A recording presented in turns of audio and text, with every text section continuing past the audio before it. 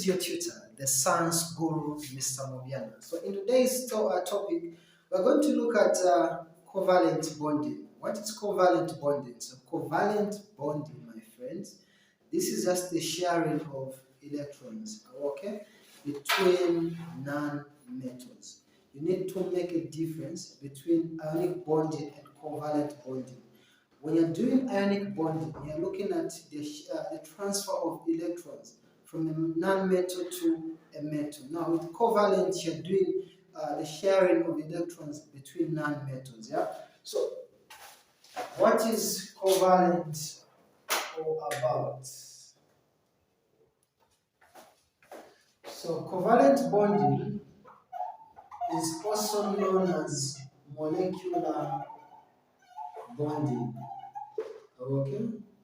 So the other name for covalent, it is called molecular. Now the definition is that this is the sharing of electrons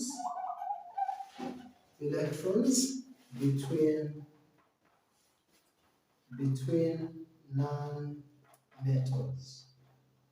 You have to take note of that. Now we're going to have examples of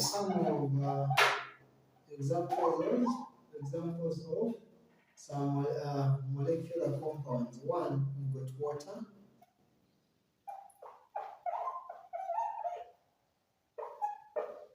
H2O.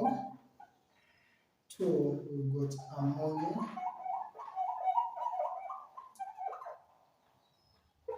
NH3.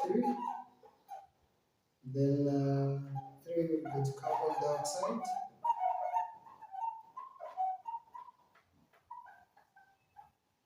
CO2.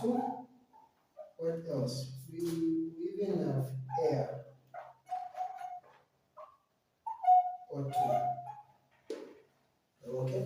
So an example can come, show the bonding of the following. So I want us to show the bonding of one, water. Now, you know water is written as H2O, meaning that you need two hydrogens to bond with one oxygen. So I'm going to write the structure for oxygen.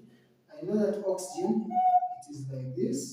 There's an 8 there, there's a 16. The first shell occupies 2, second shell is going to have 6. Come to hydrogen. Hydrogen is 1. So the first shell, so hydrogen is 1. The first shell of 1. Okay? So how do we do it? So now I need two hydrogens to bond with one hydrogen. So I'm going to bring my oxygen, one oxygen. First shell, I put 2 electrons. Second shell, I'm going to put my 6 electrons. But now, before I put my 6 electrons, let me put the 2 hydrogen first. So we're saying this is the sharing. So they have still shared this side. So now, check.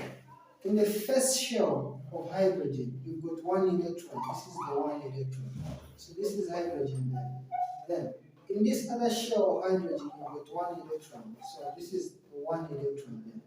Then we're saying oxygen, it has got 6 electrons in the outermost shell. Let me write the 6.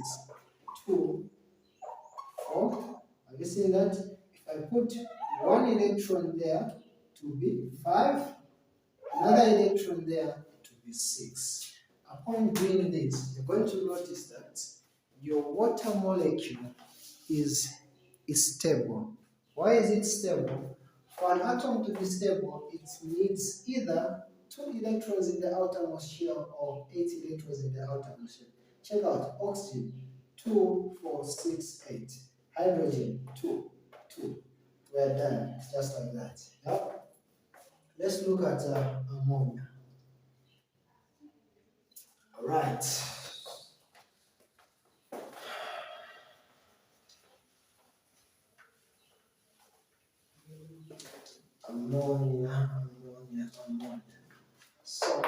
ammonia. Number 2, your ammonia, it is can be written like this, NH3.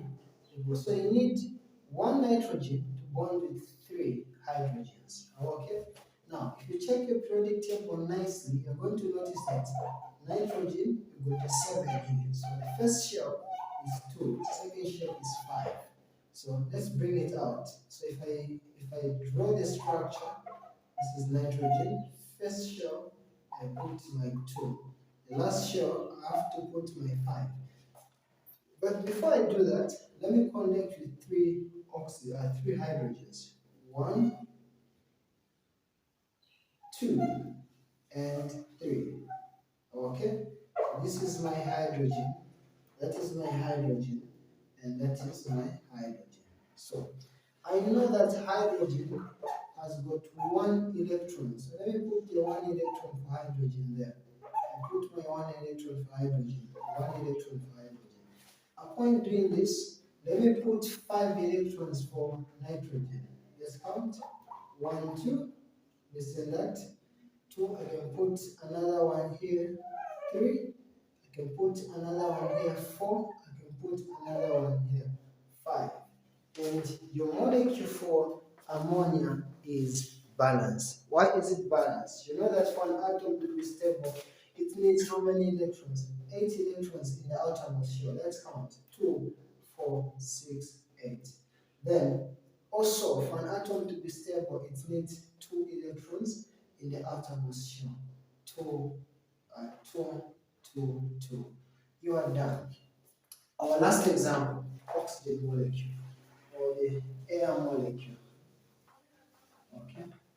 You know that air is a composition of gases, so when you're talking of air in science, we are just dealing with oxygen. Just like that. Okay? So this is a molecule of 2 oxygens. So how do you go about this molecule? You know that oxygen, this is 8 here. First shell 2, 6. So I'm just going to write 2 molecules, and they are going to share that. I know. First shell, I'm going to put this to 1, 2.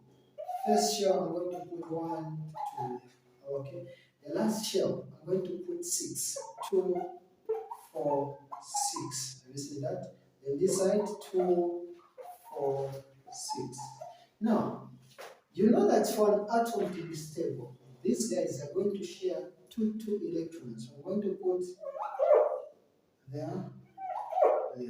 So this diagram, it is known as the cross and dots diagram. So these are dots and these are this is a cross there.